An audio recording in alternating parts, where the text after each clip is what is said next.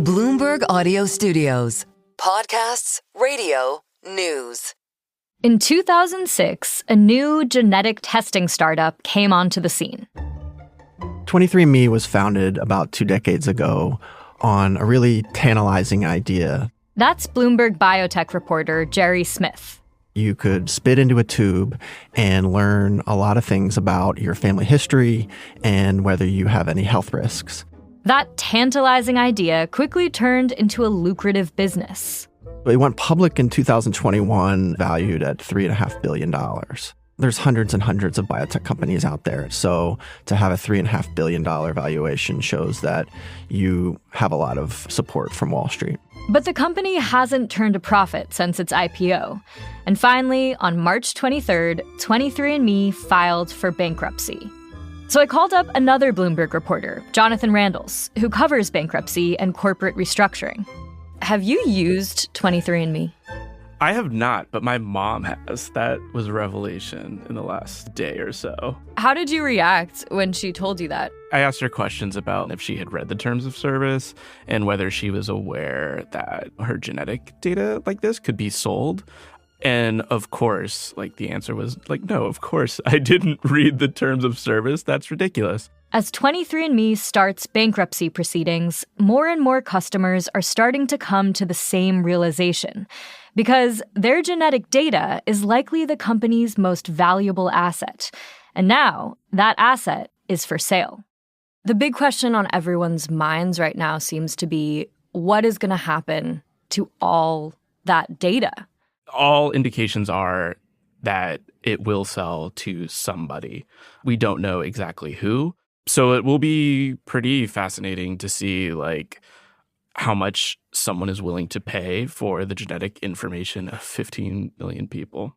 Not everyone is willing to wait around and find out. State attorneys general and privacy experts are urging users to delete their data before it's hoovered up by someone else. Because this isn't just any old data. You hear about data breaches all the time, and people's credit card information gets exposed or their passwords gets exposed. Well, you can change your password and you can change your credit card information, and you can't change your DNA. I'm Sarah Holder, and this is The Big Take from Bloomberg News. Today on the show, what 23andMe's bankruptcy says about the future of the genetic testing industry, and what a possible sale could mean for millions of users' genetic data.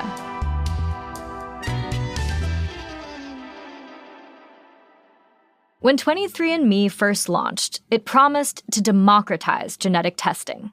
The idea would be that you take one of these tests and you find out that, you have a certain health risk and you could potentially eat differently, or you could exercise more, or you could find out that you have some genetic disorder and that there's a promising treatment out there that could potentially cure it.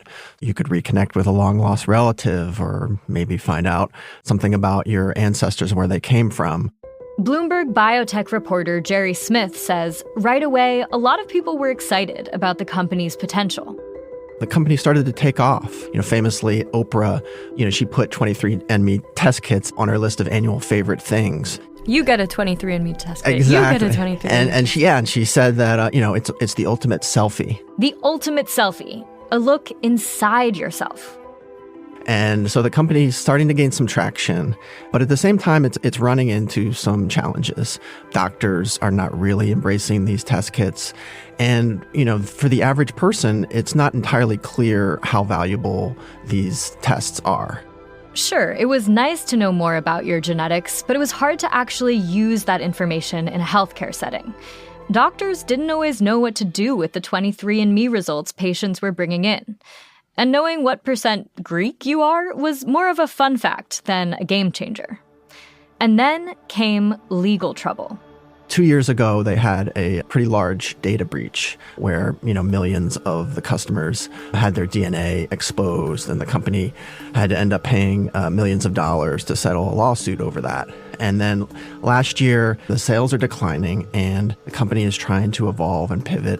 One thing it did was started selling subscriptions where you could get blood tests and DNA tests that didn't really gain much traction. Another interesting thing that the companies did over the years was do deals with large pharmaceutical companies, and these drug makers would use the data from these DNA samples as a way to find different drug targets and potentially speed up the process of developing treatments. 23andMe even started to try and invent medicines on their own. Drug development is a really hard business. It takes many years. It's highly risky. And, the company didn't really get a payoff from that. So sales are slowing of the DNA test kits. The company's stock price is starting to decline. In an effort to save the struggling company, last year, co-founder and CEO Anne Wojcicki offered to buy 23andMe and take it private. The company has a special committee. They rejected her offer, basically said it wasn't high enough and she didn't have enough financing. And then the board resigns en masse. And so the company's losing money and it's really going through this crisis. Its stock price had fallen so much that it was in danger of being delisted on the NASDAQ. Wojcicki made more last-ditch efforts to buy the company in early 2025, including one offer of over $70 million. Those failed too. 23andMe was out of options. So on March 23rd, the company filed for bankruptcy, and Wojcicki resigned. Entering Chapter 11 doesn't mean 23andMe's business shutters overnight. The company is continuing to market itself to investors, and it's hoping to secure a loan to help it refinance. But Bloomberg's bankruptcy reporter Jonathan Randles says what the filing does mean is that 23andMe is starting the process of selling itself off. Customer information is often sold in Chapter 11. Patient information, if you're a big hospital chain or a health system that's filed for bankruptcy and you need to find a new operator for your hospital because you can no longer afford to do so, that will necessitate transferring the patient information from a specific medical clinic or hospital. If a pharmacy chain goes bankrupt, one of its most valuable assets is its customer list with prescription information. These types of transactions are happening all the time, and there's a chance that some part of your personal information has already transacted in a bankruptcy. But those bankruptcies don't tend to attract the same level of attention as this 23andMe filing has. And Jonathan says that makes sense. The difference, I think, is, one, it's huge. Like 15 million customers is way bigger than like most of the other cases I'm seeing. But also, I have never covered a case where it's someone's DNA or genetic information. I can't imagine like something more personal than that. And I think that is why it's like unsettling to people that this is happening. Yeah, I mean, it's an obvious question, but like, why does it feel so much more unsettling? Why do people pay more attention when it's DNA versus your prescription information? It's like who you are. Like, it's selling you. And not only is it who you are an asset, and your information is a valuable asset that can be transacted between companies, is something that like this has done quite a good job of crystallizing. And I think it's like very surprising to people that their data is this valuable and that a price tag can be attached to it. Last week, a judge officially granted 23andMe permission to try to sell that data in an auction. And markets proved just how valuable it is. Shares of the company surged as much as 158%. Under bankruptcy rules, the company will need to bring in more than it owes its creditors. That's at least $214 million before anything can be paid to shareholders. But privacy experts, government officials, and some vocal 23andMe users are starting to share concerns about what happens if millions of DNA profiles get sold to the highest bidder. The rush to delete data from 23andMe and the process of selling all that remains after the break.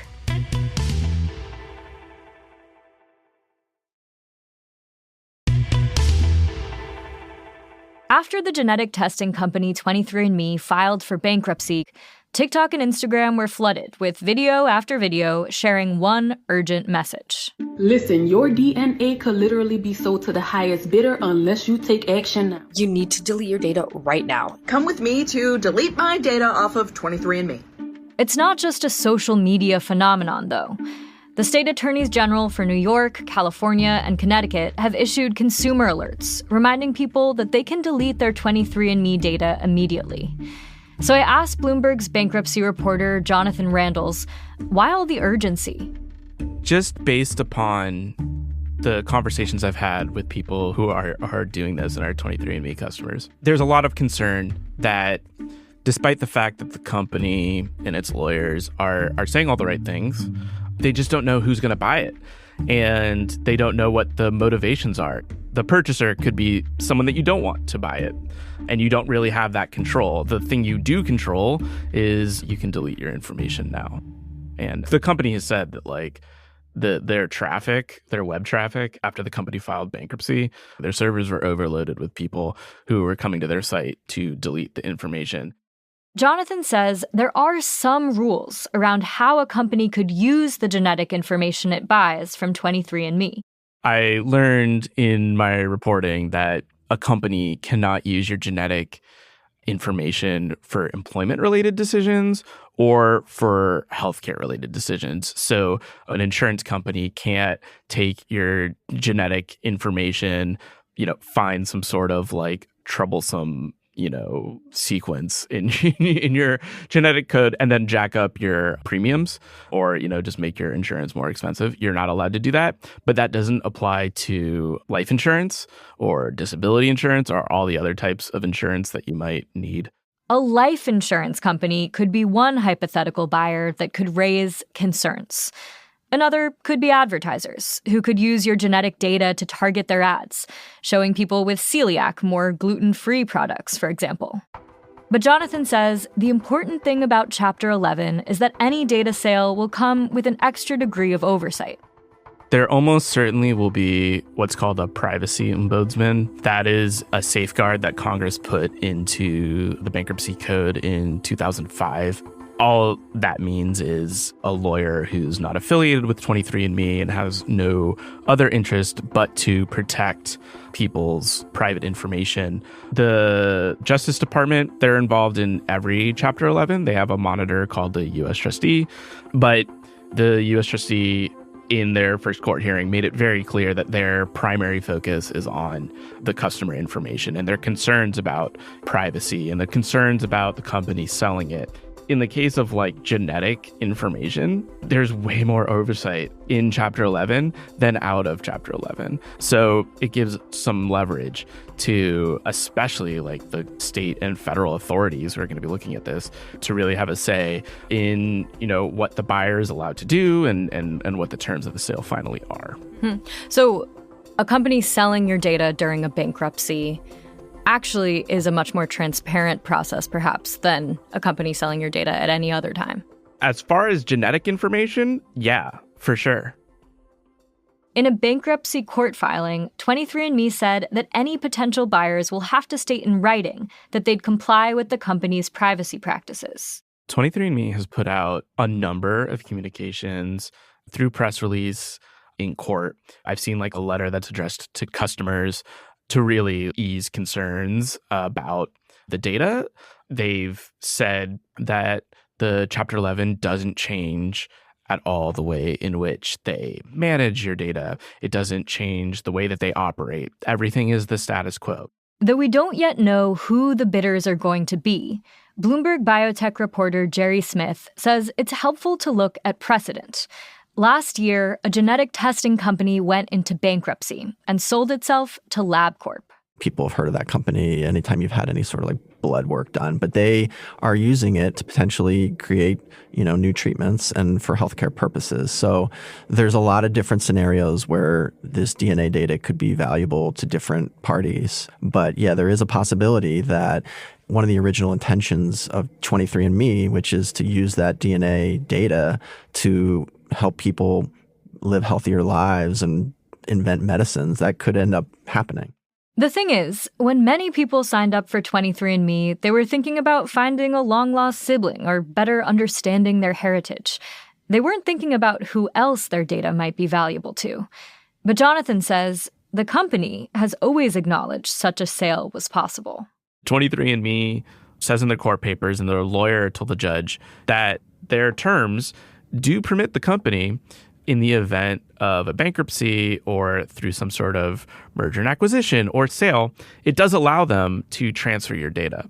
That is written within the terms of service. But famously, no one reads the terms of service. Not even Jonathan's mom. But Jonathan says maybe people should start. As I was reaching out to people and talking to customers of 23andMe who were trying to delete their information, I found it very relatable to have signed up for something you're very excited about. In this case, like, oh, you want to know who your relatives are or learn a little bit more about you. And of course, not reading the terms and conditions and realizing this could come back in a way that you don't expect. Maybe this will make people read the terms of service a little bit more closely. Or maybe it won't. This is The Big Take from Bloomberg News. I'm Sarah Holder. This episode was produced by Rachel Lewis-Krisky and Julia Press. It was edited by Tracy Samuelson, Irene Garcia Perez, and Cynthia Coons. Special thanks to Stephen Church. It was fact-checked by Adriana Tapia and mixed and sound designed by Alex Sugiura. Our senior producer is Naomi Shavin. Our senior editor is Elizabeth Ponso. Our deputy executive producer is Julia Weaver. Our executive producer is Nicole Beamsterboer. Sage Bauman is Bloomberg's head of podcasts. If you like this episode, make sure to subscribe and review The Big Take wherever you listen to podcasts. It helps people find the show. Thanks for listening. We'll be back next week.